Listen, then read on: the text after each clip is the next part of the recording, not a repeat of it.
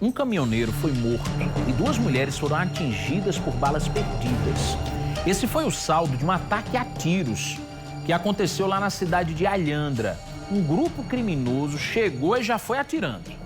Lucas Macieira, ao vivo, vai trazer todas as informações pra gente. Porque, Lucas, a gente esteve no local ontem à noite, voltou à cidade hoje pela manhã para entender toda a dinâmica, entender essa história, entender o porquê, principalmente, tudo isso aconteceu. Boa tarde para você. Olá, Danilo. Boa tarde para você, para todo mundo que acompanha o Correio Verdade. Fomos, nesses 2 momentos na cena do crime, Danilo, e todo mundo ali da rua, do bairro da Caixa d'Água, na cidade de Alhandra, o pessoal realmente está muito em choque, porque é uma vizinhança tranquila, que não tem histórico de violência, apesar de a cidade de Alhandra, a gente noticia muito aqui no Correio Verdade, durante toda a nossa programação da TV Correio, tem sim uma atuação forte de grupos criminosos organizados, de facções, mas apesar disso, esse bairro da Caixa d'Água é muito tranquilo. Inclusive, fica bem próximo à delegacia da Polícia Civil, viu? Ali cerca de 3 quilômetros no máximo, talvez até menos, da unidade da delegacia. Esse local, onde aconteceu esse homicídio na noite de ontem, era por volta ali das 7 horas da noite. Nós estivemos lá acompanhando toda essa mobilização também da Polícia Civil, das equipes de investigação e também da Polícia Científica, E a vítima foi um caminhoneiro de 31 anos de idade, viu? O Anderson Cândido dos Santos, ele pai de duas filhas, um casal, na verdade, um menino de 2 anos de idade, uma menina de 10 anos de idade. A família estava arrasada. Tive a oportunidade de conversar com o pai dele hoje mais cedo. Realmente está todo mundo muito abalado e em choque com isso. E o pai dele, com quem eu conversei, relatou como tudo aconteceu. Infelizmente, ele teve que presenciar ali o assassinato do filho, viu, Danilo, amigos que nos acompanham. Quando foi mais ou menos nessa hora, o Anderson e o pai tinham jantado ali, ele morreu bem próximo à casa dele. Então, ele tinha saído justamente para travar o caminhão, fechar as coisas depois de um dia de trabalho. Depois disso, que ele fechou o caminhão, que fica exatamente na mesma rua, estacionado na mesma rua dele, ele foi para a esquina na frente da casa dele, onde tem alguns banquinhos de cimento. Muitas pessoas da comunidade ali do bairro se reúnem ali à noite para ficar jogando conversa fora. Conversei com algumas pessoas lá do bairro que relatavam isso. Isso era um hábito comum dele e de outras pessoas que vivem ali na rua.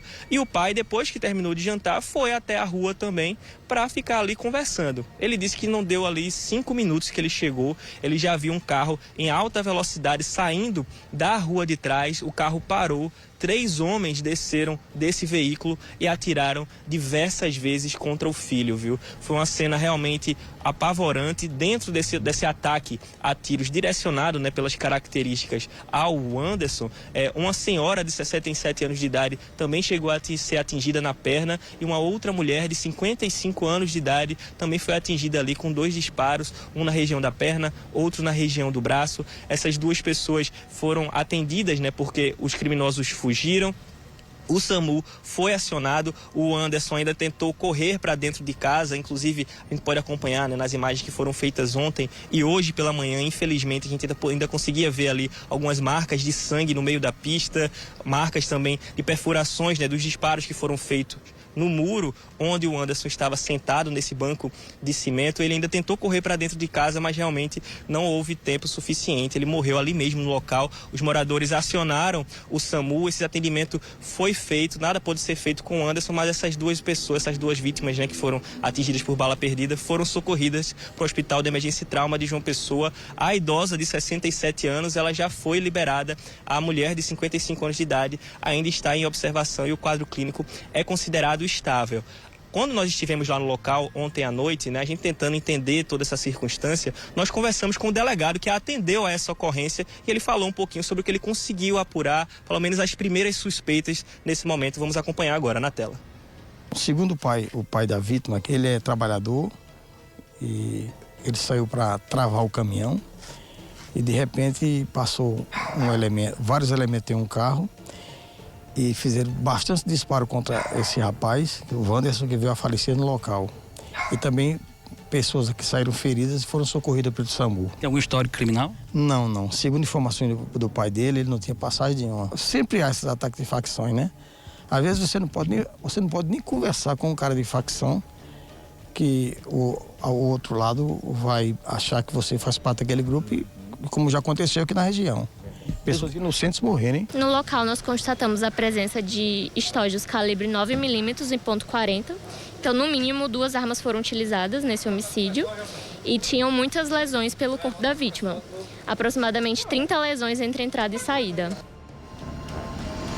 Aí, né? O Anderson realmente atingido por muitos disparos, como a gente pôde acompanhar na fala da perita, e realmente todas as circunstâncias levam a crer que foi um ataque direcionado a ele. Agora as razões ainda são uma incógnita, viu, Danilo, amigos que nos acompanham. De acordo com a Polícia Civil, o Anderson não tinha nenhuma passagem pela polícia. Conversando com alguns familiares também, ele não vinha relatando vem sofrendo algum tipo de ameaça, nada desse sentido.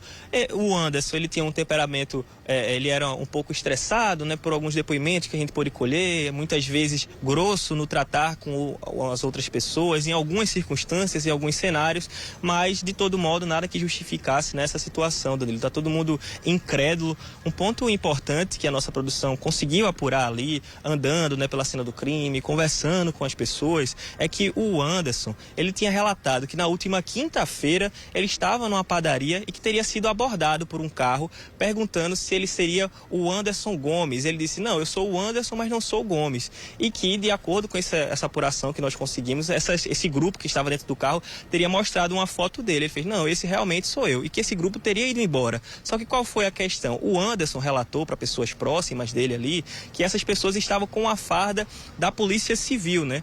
Então, realmente ficou um ponto meio estranho nisso tudo. Hoje, quando nós estávamos ali nessa apuração, lá na cidade de Alhandra, nós fomos até a delegacia também de Alhandra, nós chegamos a conversar com alguns policiais e eles relataram que na quinta-feira eles tinham deflagrado uma operação e que o Anderson sim teria sido abordado, mas nada direcionado a ele, né? Foi uma abordagem de rotina, como eles estavam cumprindo uma operação ali para cumprimento de mandados de busca e apreensão e também de prisão, mas nada que pudesse ter algum tipo de ligação com esse caso. De todo modo, as investigações estão acontecendo e a gente segue acompanhando o caso.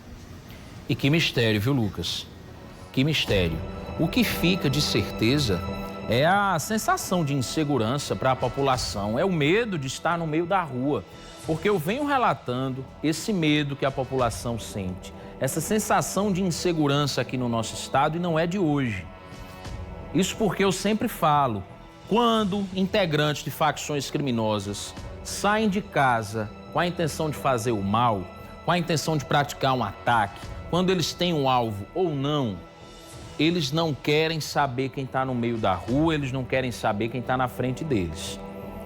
Dessa vez, uma história ainda pior, porque sempre que eu relato isso, eu falo de guerras entre facções, entre um alvo que eles têm em comum, uma pessoa que tem passagem pela polícia, uma pessoa que já teve problemas com a justiça, uma pessoa envolvida com a criminalidade.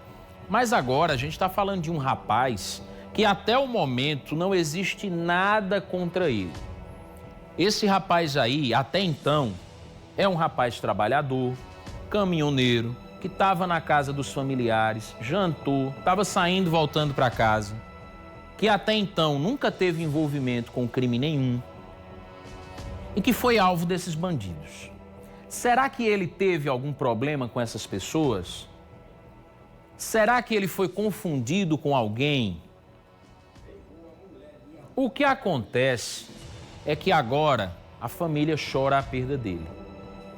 Agora as pessoas vivem o luto da perda desse rapaz e esperam que a polícia descubra o porquê disso ter acontecido.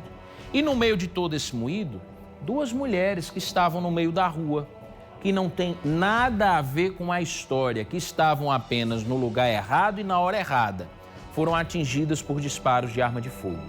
E aí eu já disse, antigamente bandido agia de madrugada, bandido saía de casa para fazer o mal tarde da noite. Agora, meu irmãozinho, você pode estar saindo para trabalhar, você pode estar voltando do trabalho, a senhora dona de casa pode estar saindo de casa para resolver alguma coisa, pode estar saindo de casa para ir trabalhar, você pode estar indo comprar o pão na esquina, sua criança pode estar saindo para a escola ou voltando para casa e ser alvo de bandidos dessa maneira.